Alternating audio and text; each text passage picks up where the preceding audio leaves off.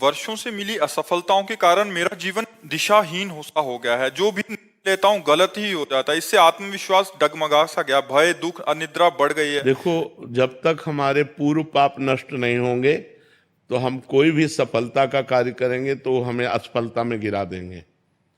हम बहुत सकारात्मक सोच रखना चाहेंगे, हमें नेगेटिव सोच में पहुंचा देंगे। यह है पाप का परिणाम। और पाप को नष्ट किए बिना हम सुखी नहीं हो सकते। इसलिए पाप नष्ट करने के लिए और भी उपाय हैं, जैसे तीर्थ याटन है, गंगा स्नान है, और भी है। लेकिन सही सटीक पाप की जड़ का नाश कर दे नाम है। नाम संकीर्तनम यस्य सर्व पाप प्रणाशनम।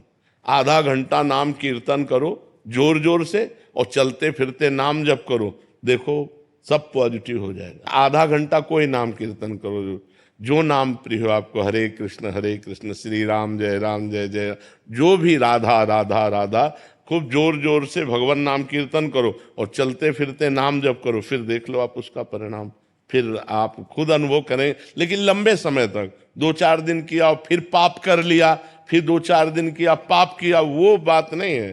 पाप आचरण रोक करके लंबे समय तक करो तो तुम्हारे पाप नष्ट हो जाएंगे, सफलता हाथ लग जाएगी।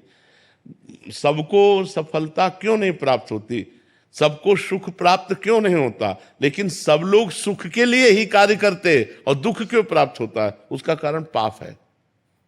हम पाप कर्म वर्तमान में भी करते हैं, और जो भूत में पाप कर्म किए हैं वो परिणाम में आ रहे हैं। इसलिए हम असफल हो रहे हैं, दुखी हो रहे हैं, चिंतित हो रहे हैं। नाम जप करो, बहुत आनंद प्राप्त होगा, बहुत आनंद। हम कह रहे हैं लोक परलोक के सब सुख आपको प्राप्त हो जाएंगे। आप डट के नाम जप तो करो। जैसे लोग कहते हैं कि नाम जप करने से क्या खाना मिल जाएगा, तुम खाना की बात क्या करते हो? अगर भगवान का नाम जप करो तो लोक परलोक सब जगह सुख प्राप्त होता है।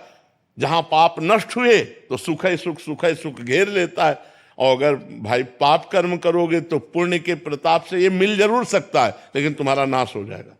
अंत में तुम्हारा नाश हो जाएगा। अंत में तुम जीरो पे होगे, कुछ तुम्हारे पास नहीं होगा।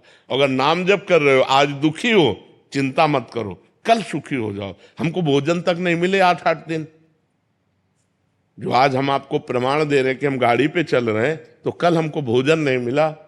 सर्दी में ओढ़ने के लिए कंबल नहीं था, बोरा ओढ़ते थे, टाट समझते हो ना, जिसमें गेहूं का आटा भरा जाता है, वो बोरा ओढ़कर सर्दी पार करते थे। और आज हम तो आपको क्या बताएं, जब आप समझ लो यही है तो क्या व्यवस्था नहीं होगी? हर व्यवस्था है, राजा बाबू की तरह भगवान रख रहे हैं। तो कल जो था वो जो दुख में था, उसमें हम धर्म को नहीं त्यागा, बड़ी कठिनाई से आगे बढ़ते रहे, तो आज वो बात आ गई जो लौकिक और पारलौकिक। ये तो सांसारिक सुख है, लेकिन भागवतिक सुख हम तुम्हें बता भी नहीं सकते कि कितना भगवान हमें आनंद देते हैं। इसलिए नाम जप करो, चिंता न करो, सफलता चरण चूमेगी यदि भगवान की शरण में हो और भगवान के आश्रित हो।